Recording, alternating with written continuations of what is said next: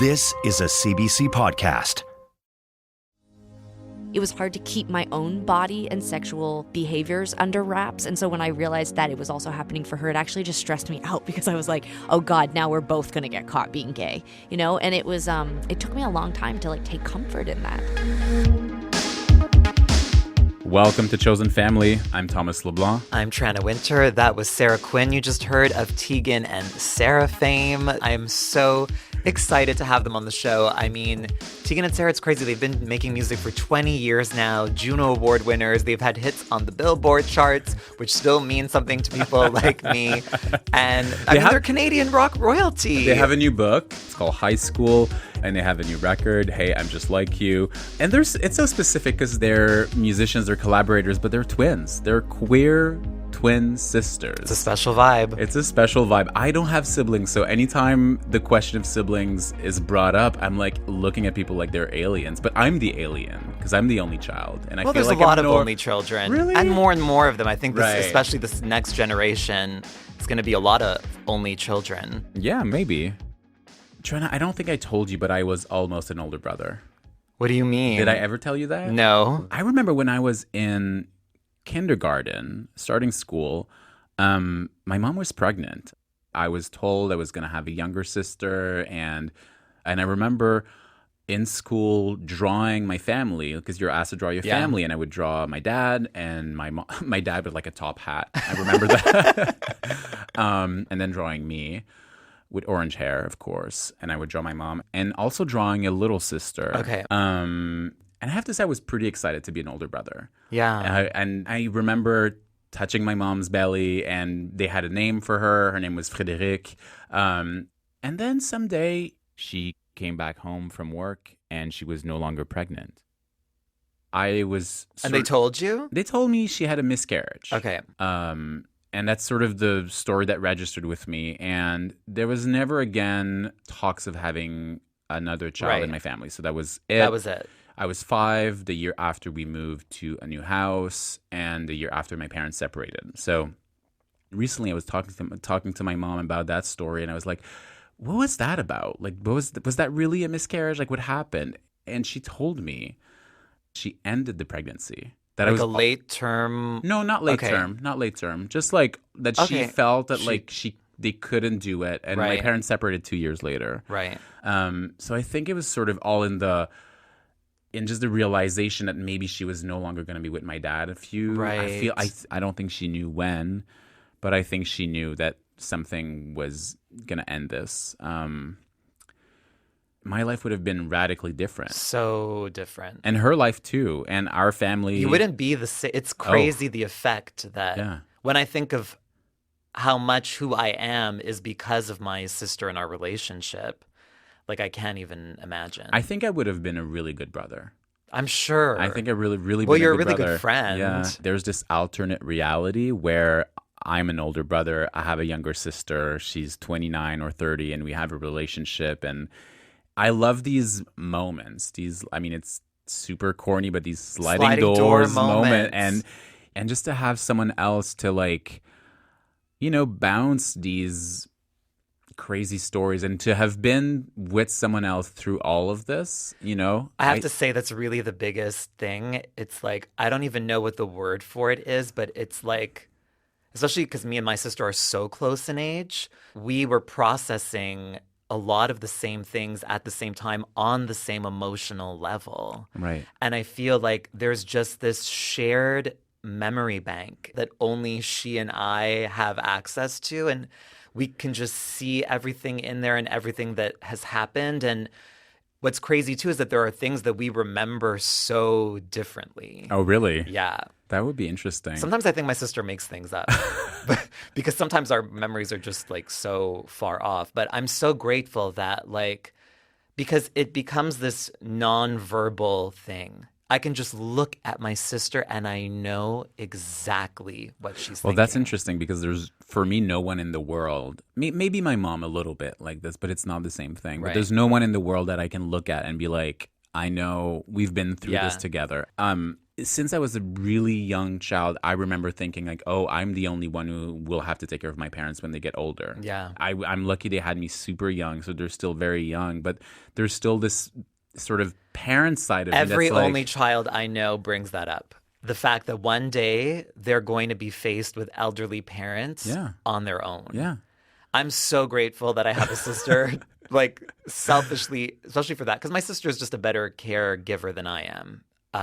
Really? You can say that? Because I panic, like when someone I Right. know, and there's been moments in our mom's life where, you know, things have been bad and my sister always rises to the occasion. But I just spiral and I get sad and I get overwhelmed by what's happening. And I'm like, I'm not the best in a crisis, honestly. I'm not. Yeah, I get it. My parents were both sick in the last couple of years, and it was like there were moments where I felt like shutting down and escaping and leaving. And the thing that's great with my parents is they never ask me to do the conventional thing. They've never asked me, of course, like I'm a gay man, so I'm most likely not going to have a child, and they've always accepted that. And they've never put on me the pressure of being a good son, you know, like showing Right. up, and so that's fine. But there's this But do you think that's self-imposed because pressure. they feel like they haven't been the best parents?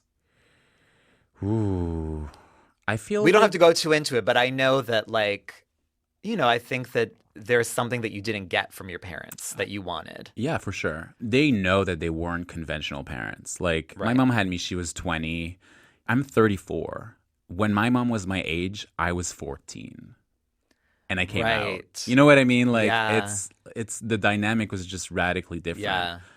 Also, like, I had multiple step parents, like, and they're aware that that really hurt me, and they even had partners who had children. So I've had stepbrothers and stepsisters Right. who were in my life for a few years, and I've never really considered them siblings because they had a different mom or dad. But just one example is I've spent Christmas in so many different families, and they know that. You know, like, and I know that that's why they don't bother me with family Right. stuff. They 'Cause, don't like, have expectations. They know that At least like, they're reasonable. I think so. Yeah.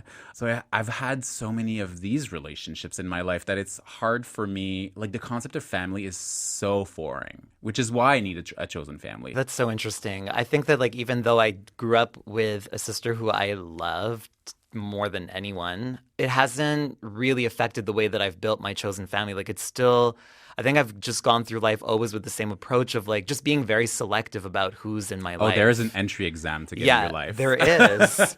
And even when you do, like, you won't mix with the other people in my life. Like, Yeah, sure. you know, I like get each that. relationship, because I think that I'm just someone who really thrives on one-on-one connection. Right. You know, or I've like never been very a- small groups, I've you know. never been a squad person. No, and I think maybe that's because I grew up at home with just a mom and a sister. Like, we're just 3 people, you know? It's not like this giant family of like 10 siblings. So I think that I just feel the most safe and the most comfortable and the most in control Right. when I'm like, it's just one-on-one.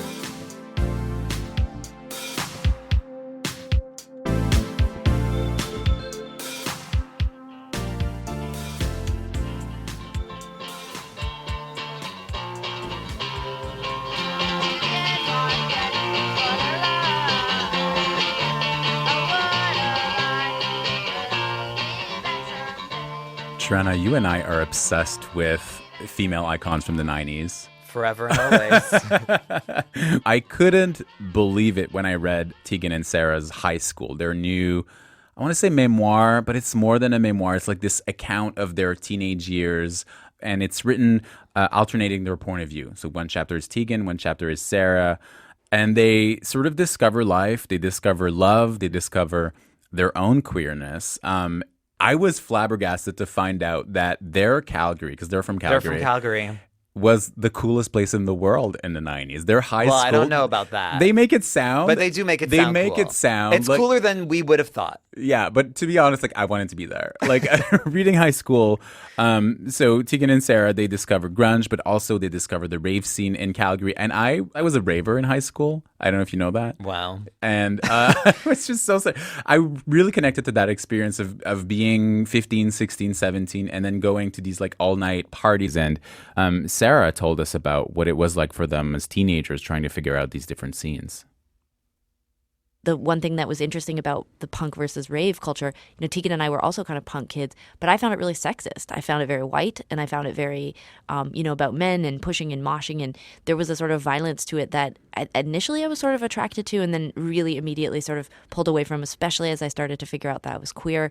And one of the things about the early days of rave culture in Calgary was that it felt really feminine. It felt very gay. It felt very queer. It was the first time I remember going to places where I saw men kissing or touching each other in ways that, I assumed was sexual, but also just felt friendly and open. And it wasn't about posturing. And it was a place where rave culture was the first time that people complimented us on our clothes. Like it was instead of being like, oh my God, are you wearing your dad's pants? Those are so huge, which they were my dad's pants. But they were like, it was like people being like, where did you get those? And those look great on you and you're cool. And it was about being original. It wasn't about conforming. It was about being different from everybody, and that was celebrated. So yeah, I'm not saying that the rave culture in Calgary was huge, or maybe it was cooler in Toronto or Montreal or whatever, but it was but it saved us, and it gave us a place to really figure ourselves out. Something I really loved about the book is how you alternate chapters and you discover queerness in a really tender, beautiful, natural way.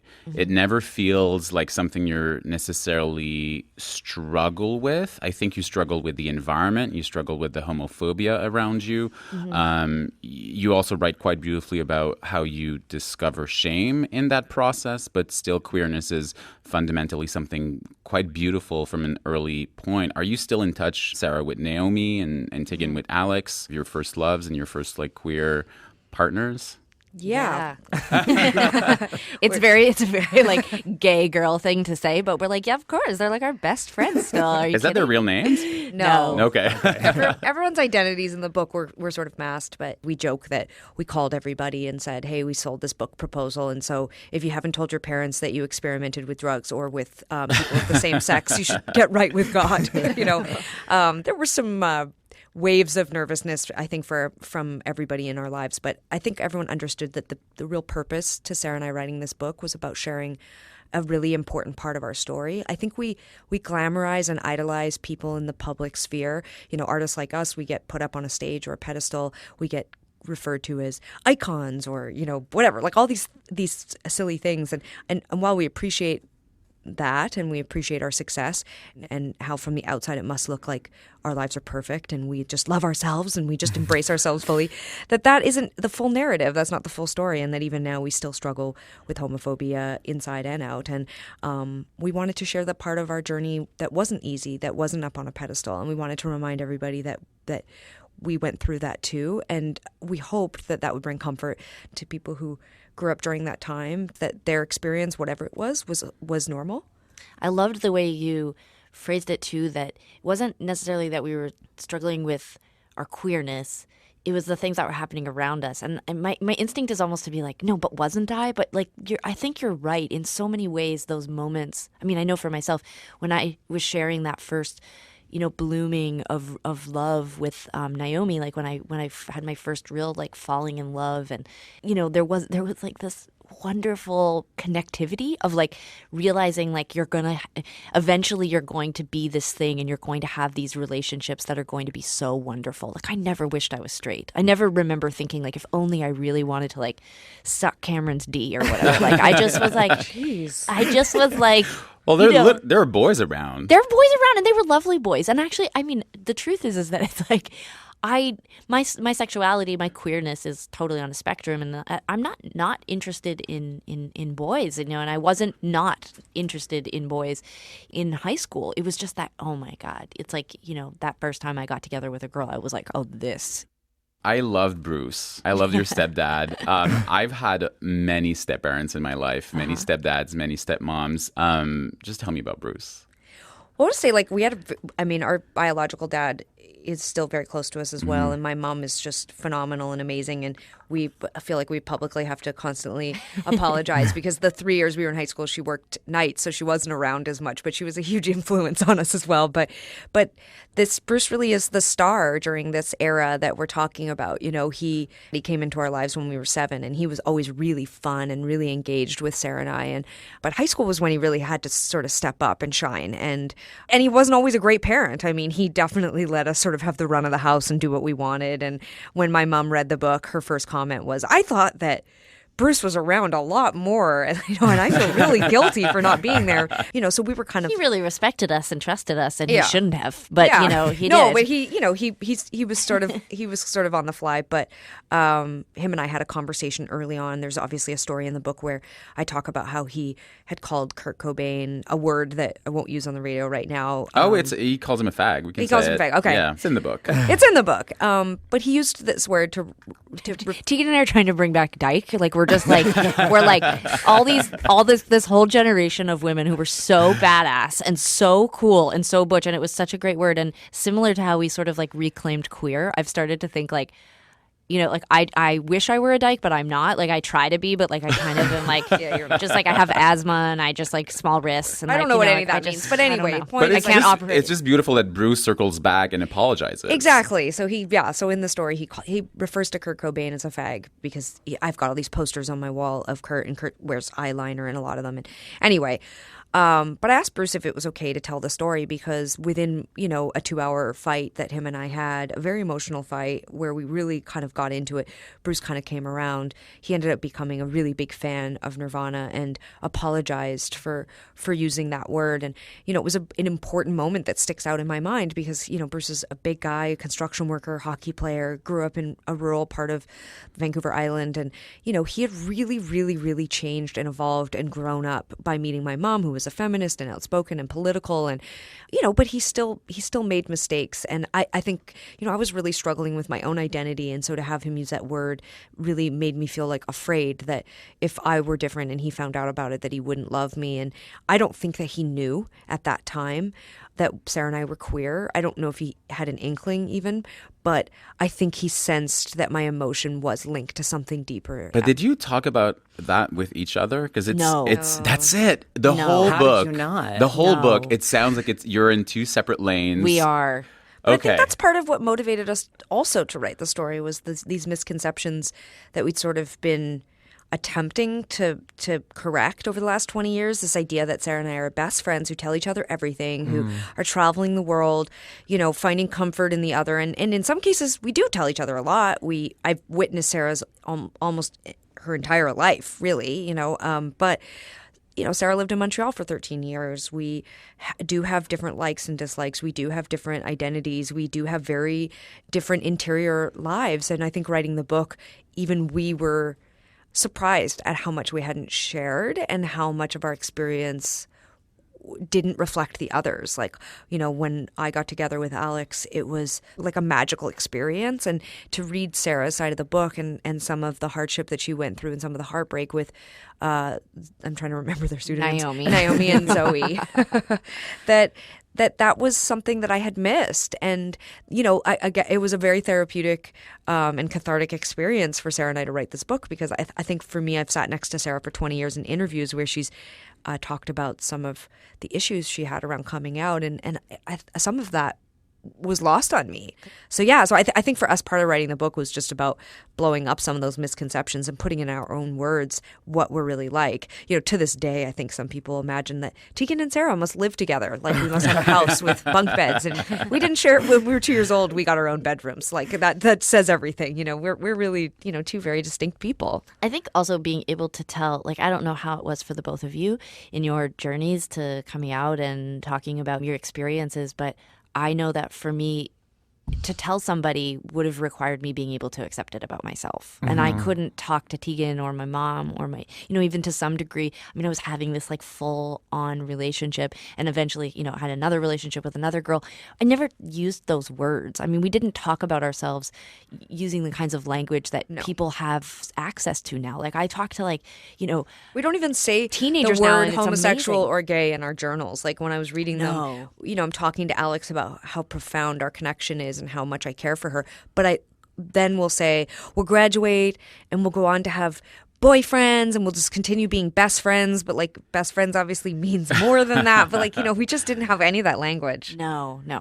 I love that there was an absence of that language. There's a kind of freedom in that instead of like having to like really put yourselves in these boxes, that I think those boxes might have been a bit more intense back in the 90s, but now I think people are, using less and less labels for themselves, which is great. Yeah. Do you feel like there's a unique tension that twins live, especially identical twins, in what you're describing? Like you don't have bunk beds, you don't live together. So there is this, want and need for establishing your own identity. But then there's also this like kind of codependency and can't live without each other feeling at the same time.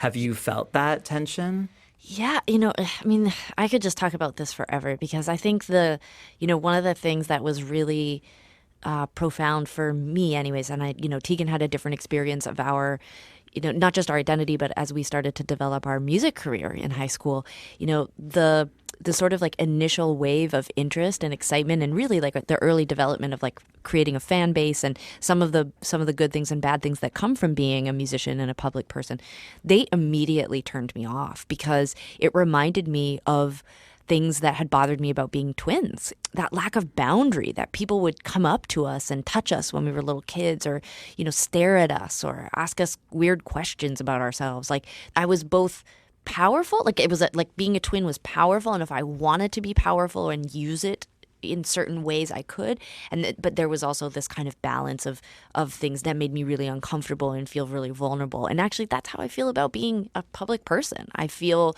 like there is a power in it, and it's also like addictive and a sort of like exciting narcotic to be like have people stare at you and applaud and be interested and curious in your stories and the things that you are sharing. But there's also something that is really overwhelming about having people be so invested in you. And so like I think even, around our sexuality, I didn't take any kind of comfort in the fact that I knew Tegan was gay. I mean, we didn't talk about these things, and I didn't really have confirmation that Tegan was also involved with girls until, almost the end of high school. But like in no way, from the time I was like a little kid, I knew something was different about me. I didn't feel comfortable with my body. I really felt uncomfortable when I hit puberty. And then it was like, oh God, now I like girls. There was no part of me that was like, well, at least I've got Tegan. She's going through all this too. Like what I actually often felt was, it was almost like I was dealing with it inside and out. I was watching Tegan also deal with it, and that made it really hard for me. And so in some ways I resented her. And she also was like, it was hard to keep my own body and sexual identity and sexual behaviors under wraps. And so when I realized that it was also happening for her, it actually just stressed me out because I was like, oh God, now we're both going to get caught being gay, And it was, it took me a long time to like take comfort in that.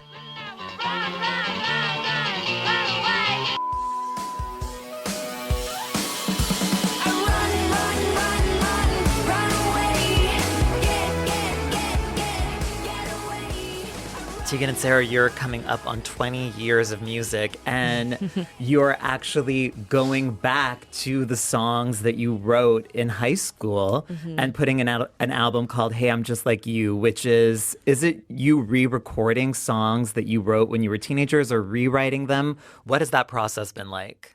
Yeah, I mean, you nailed it. I mean, we re-recorded and rewrote a lot of the songs that we wrote in high school.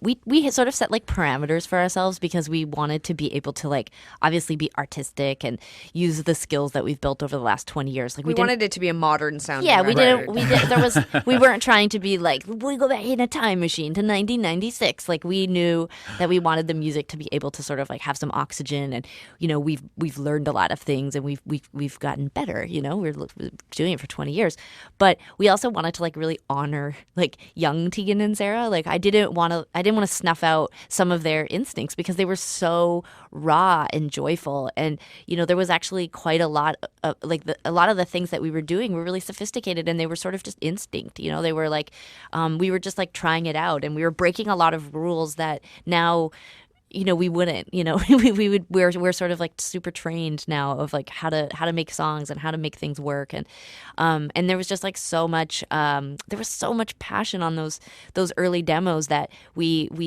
were sort of like, I don't know, just like really inspired by. So the album is definitely like, it sounds like a modern Tegan and Sara record, but it is all, I mean, the vast majority of it, specifically lyrics and melodies, are from the 1990s. And it does speak to queerness and love, and that's sort of like inner turmoil that a lot of us have around our identity and who we are, and what our bodies are and what our bodies want, and what our minds are and what they want. And I don't know, it was a really cool experiment to work with that material. Were there parts of that process that were uncomfortable? Because I know when I reread things that I wrote in high school, like whether it's a diary entry, but especially songs, like was there parts of that was kind of painful or really embarrassing? I don't think humiliating. Yeah, I don't think it was painful, but there was. I mean, we were. Some of it is pretty bad. Like Sarah said, we tried to honor and not destroy or disrupt things that existed that were good. But a lot of the tapes and songs were inaudible, and we did have to correct some things, and we did have to change some things, and some of the lyrics were nonsensical, and some were influenced by copious amounts of LSD. So we did have to like straighten it out a little bit. But I mean, this is part of why we were so interested, not just in writing a memoir about our adolescence, but also revisiting this music and putting it out in 2019 as modern Tegan and Sara. It's because we want to challenge this idea that when you're young, that you're an idiot or that you haven't learned anything or you don't know anything. I disagree with that. I think some people maybe at that age don't know who they are and struggle to find their voice and their focus, and that's fine. There's nothing wrong with that. But I think Sarah and I had really established who we were. I think we were forced to figure ourselves out and answer a lot of big questions about ourselves when we were young. And I think the music that we wrote stands up today. I think the things that we were asking ourselves back then, I would be afraid to even ask myself now. And I think that as women and as queer women, we felt the need to release all of these stories and these songs into the world to sort of prove that we were sort of treated like we were silly and maybe marginalized a bit as young people. Like, people would acknowledge, yes, like, you're talented. There is something special about what you're doing, and in 10 years you'll be able to write great songs.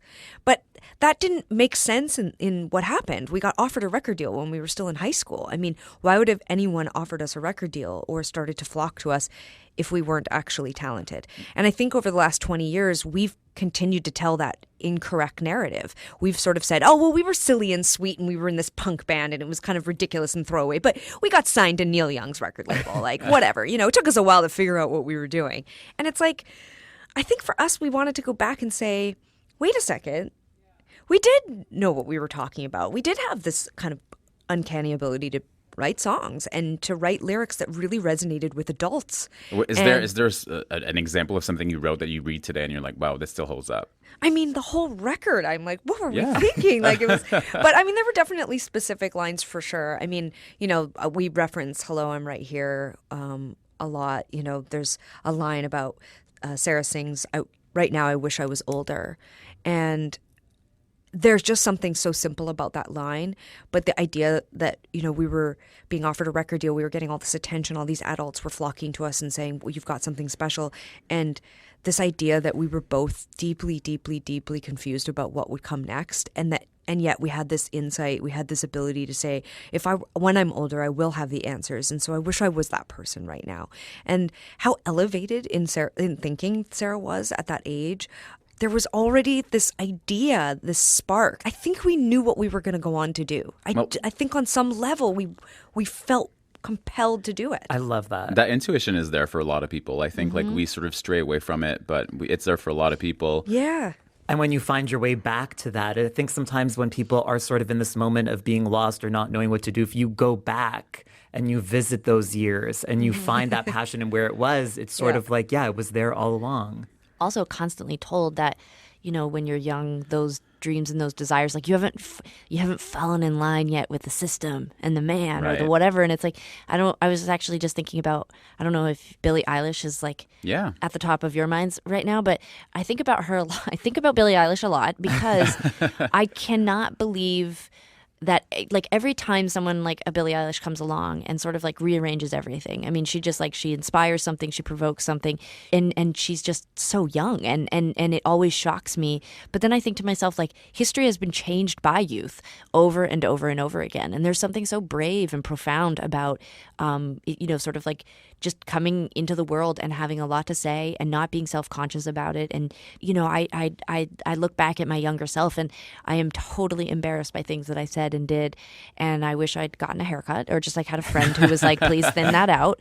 But like I also I haven't had very much love for that version of myself for like 20 years. And it sounds like very like therapy talk, but like it was writing the memoir was kind of like going and like hanging out with that person and giving them some love and care and attention. And it healed something for me to do that, not to feel like every time I look at a picture of myself when I'm 17, instead of thinking like ew or gross or whatever I used to think, instead I think like, man, there I am. Like I'm still the same person, and I just want to like give that person a hug. Thank you both so much. Thank you so much. Yes, we're coming through in, I believe, October, so we'd love to have you at the show. Yeah. Would you like to come? Oh my God, Okay. I'm there. It's There's booked. no question. Yay. I It's booked. can't wait. Bye. Bye. Bye.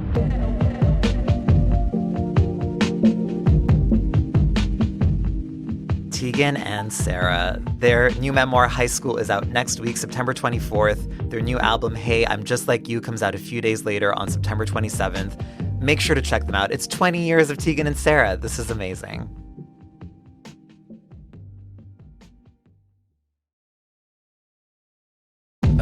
Obsession. What are you obsessed with? What am I obsessed with? Trina, I saw on Instagram that you have a new obsession. It's an obsession, and it's also the birth/discovery of a new queer icon. I know you almost spit your water. Who is Her she? name is Deborah. She's 57 years old. She is a visual artist from New York, and she is currently on the Netflix show, and it's a Canadian-produced show, and it has a very Canadian vibe. It's called Blown Away. Okay, what does that even mean, Okay. having a Canadian vibe? First of all, there's a French-Canadian contestant. Oh, Which is great. amazing. Okay. And there's just not a whole lot of bells and whistles. Like, it's a Okay. competition show, and it's about glass blowers and people making... What? Okay, whoa. It's a competition show about glass blowers. It's very straightforward. It's like a crew. There's only 10 contestants. Right. Highly skilled. They make sculptures and objects out of glass. And it's really intense because all of the glasswork is done with like fire, and they have like these like fireballs of glass at the end of this little stick. And right. they're like blowing through it. And it's like, I'm terrified of fire. And I'm just like, there's a lot of fire. And there's also a lot of blowing glass puns. So every episode has a challenge. Okay. And the winner of the challenge is crowned Best in Blow. Okay, there's a And that's how sexual you know innuendo. it's Canadian, because they don't Right. even know that there's innuendo there. Oh, right. That's how so you know Deborah it's is one Canadian. of 10 contestants. Exactly. And she is the most offbeat. Oh. So she is a queer identifying woman. I kind just of- picture her as wearing like big flowy. No, it's more like striped shirts and like little Okay. jackets and thick framed glasses. Oh. And she reminds me a lot of my visual arts teacher at Dawson, Dr. Janice Flood Turner. Also a queer icon. Some Dawson students might disagree. Because, you know, in the visual arts, there's just that stereotype. That's exactly of, what like, I'm picturing. Especially of the more mature woman, female artist in the arts. It's a very specific thing, and Deborah but is these that women thing. are so important to younger queer people. They are. And what They're I love so about important. Deborah is that, like, she goes into this competition with this, like, mission to, like, really bring her queerness to the table. To the And glass blowing? To the glass What does that blowing. even mean? A lot of her work is centered around challenging gender stereotypes and gender norms through glass. It's pretty impressive. How does she do that?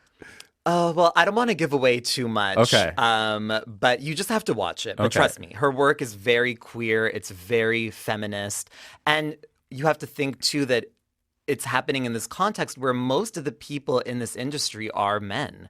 Surprise, like every industry. Okay. It's a field of work that is really male dominated. And what I really loved about the show, and I think what really drives the show, is that there's this conflict that emerges between her and this like straight white man who's also about the same age as her, who's had a lot of success in the industry, and he has like the industry.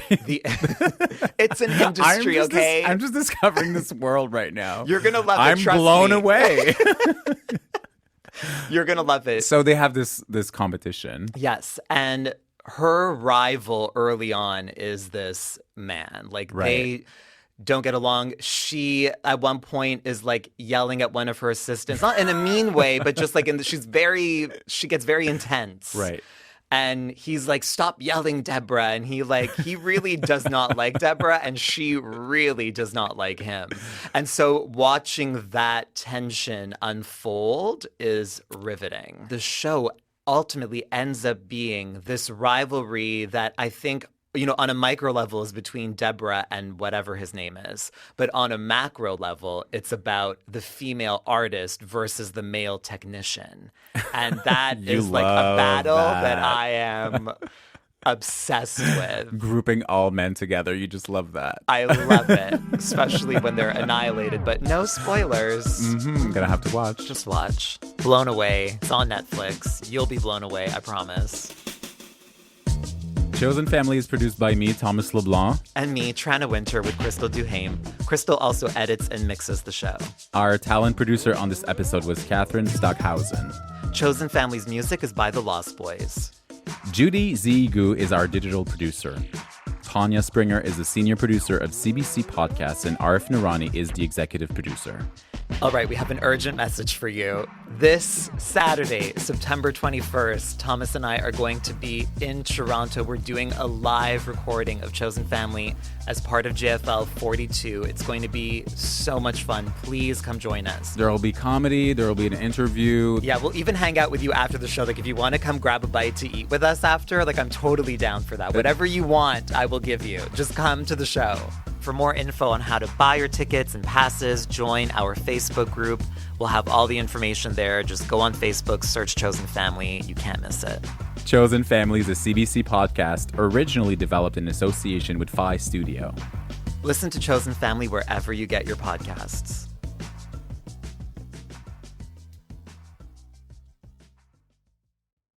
For more CBC podcasts, go to cbc.ca/podcasts.